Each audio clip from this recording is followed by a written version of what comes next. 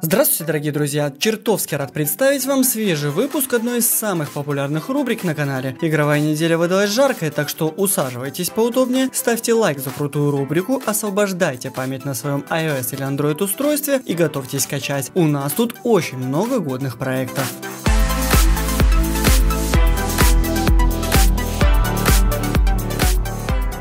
Давненько в App Store Google Play не выходило по-настоящему годных проектов с сильным и увлекательным сторилайном. Beholder является как раз таки приятным исключением, за которое хочется заплатить деньги. По сюжету мы попадаем в смутные времена, когда всевидящее око государства наблюдает за гражданами, назначая на руководящие должности удобных для себя людей, которые будут следить за деятельностью подозрительных лиц, сливая про них информацию. Как раз таким человеком нам и предстоит стать, прикрываясь должностью управляющего отелем. Мы будем получать сотню указаний, беседовать с жильцами, раскапывать их подноготную, вести слежку и еще много других дел, пытаясь балансировать на грани смерти и справедливости. Beholder в первую очередь поражает своей атмосферностью. Разработчикам удалось точно передать жизнь людей в мрачном антиутопическом будущем с тотальным отсутствием частной жизни. Вас ждет блестящий ввод в курс дела, многочисленные диалоги с персонажами, по-настоящему являющимися личностями, куча шпионских примочек, страх быть застуканным или уволенным, увлекательные задачки и сложные решения, влияющие на карьеру главного героя и его семью. Не менее интересной станет и моральная часть проекта, потому как именно исходя из ваших действий вы сможете увидеть ту или иную концовку, что значительно повышает реиграбельность проекта. Визуальная и аудио составляющая на должном уровне. Beholder локализована на русский язык, не имеет рекламы или внутриигровых покупок, а за такую качественную игру не жалко заплатить.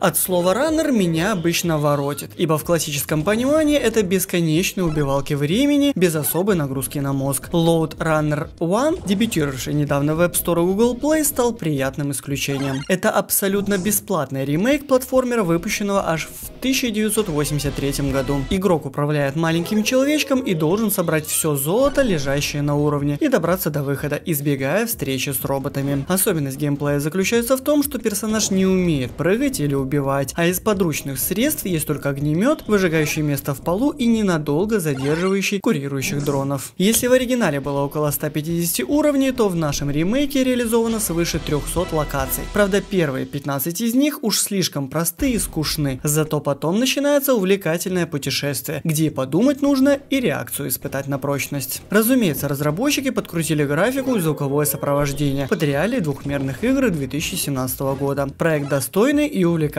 Любителям платформеров must have.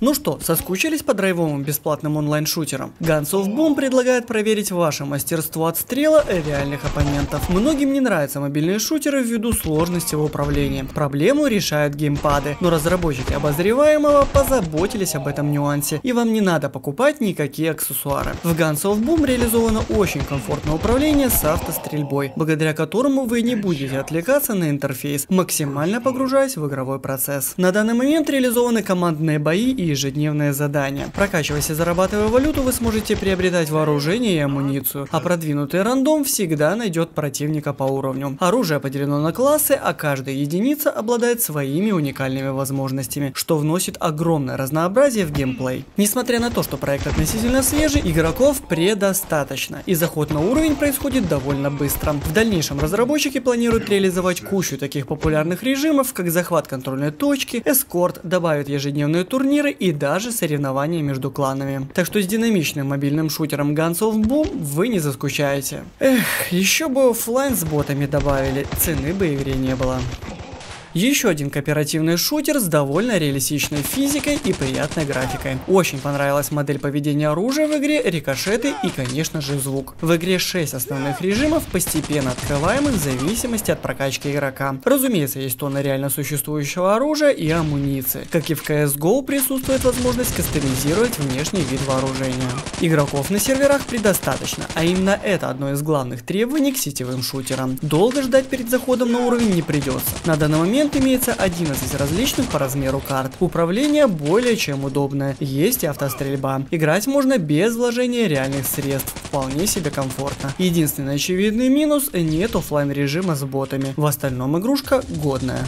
Те, кто любит медиативные приключенческие головоломки с элементами поиска, должны обязательно обратить внимание на проект Old Man's Journey. Причин на это несколько. Во-первых, здесь есть очень продуманный сторилайн, в котором нам предстоит взглянуть на жизнь старика, его яркие воспоминания, а также почувствовать всю боль, сожаление и, дабы вообще не впасть в пучину пессимизма, надежду. Эмоциональности в проекте предостаточно. Во-вторых, это очень классная графика, полностью вручную отрисованная талантливыми художниками, что в совокупности с анимацией и звуковым бэкграундом накладывают уникальный отпечаток на игру. В-третьих, куча сложных и не очень загадок, связанных с поиском предметов, видоизменением ландшафта и, что самое интересное, тут нет абсолютно никаких подсказок, все происходит на уровне интуиции. Если вы фанат шутеров, таймкиллеров, RPG и прочих активных игр, или вы не привыкли приобретать приложения, то Old Man's Journey явно не для вас, а вот любителям качественных расслабляющих головоломок игрушка должна понравиться. Да возрадуются любители скейт-симуляторов, правда в нашем случае это скорее аркада. Stickman Skate Battle предлагает проверенную временем на мобильных устройствах механику со свежей графикой и онлайн-состязаниями. Присутствует прокачка персонажа, покупка амуниции и офлайн режим. Трюки реалистичные, а управление в меру удобное. Правда работа со стиком, отвечающим за перемещение, немного непривычная. В других играх на скейт-тематику оно реализовано несколько по-другому. Дабы быстро во всем разобраться, обязательно пройдите обучение. Единственное, что раздражает, здешняя финансовая система. Зарабатываются монетки в турнирах, а тратить их приходится даже при заходе в свободный режим в офлайн уровнях. Хороших онлайн-шутеров много не бывает. Свежий Dead Heads наверняка заинтересует многих игроков, почитающих мобильный онлайн FPS. Игрушка выполнена в космической тематике, с соответствующим вооружением и даже джедайскими мечами. Помимо 4 режимов онлайн-боев, есть и одиночная кампания, завязанная на выполнение простеньких в сюжетном плане миссий с огромным количеством инопланетных тварей. Графика середнячок, игроков, видов локаций, пушек и амуниции вполне хватает. Есть система прокачки и апгрейда. Немного неудобное управление. Уже привык к шутерам, в которых стрельба происходит автоматически при наведении прицела на супостата. Благо, хоть все элементы управления кастомизируются на свой вкус. Даже несмотря на наличие одиночной кампании, в игру без активного интернет-соединения не зайти. А так Dead Heads вполне играбельный проект.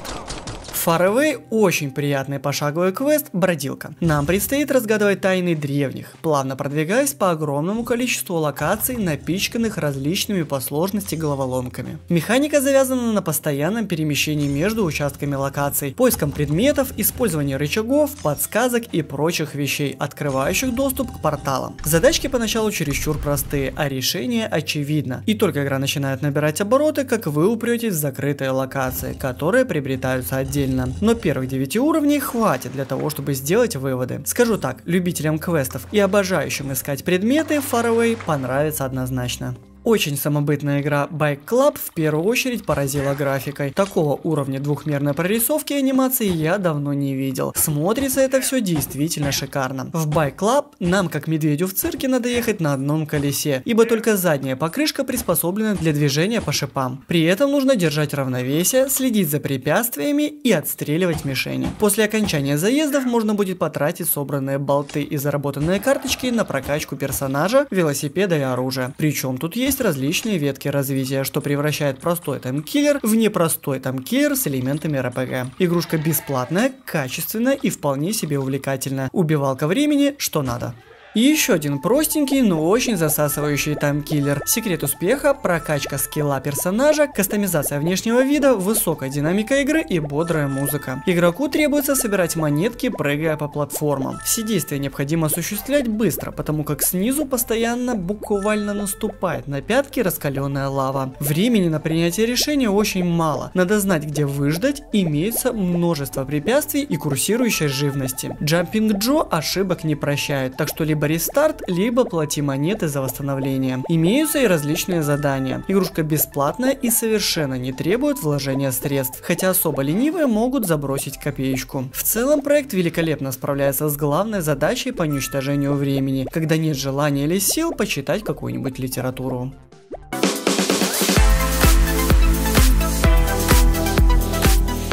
Все названия и ссылочки на скачивание я традиционно прикрепил в первом комментарии к видео. Не забывайте рассказать о видео друзьям и посмотреть предыдущие выпуски. Ну а на этом все. С вами был Вадим Ищенко на канале Протек. Увидимся в следующем ролике, если подпишетесь на канал. Пока-пока.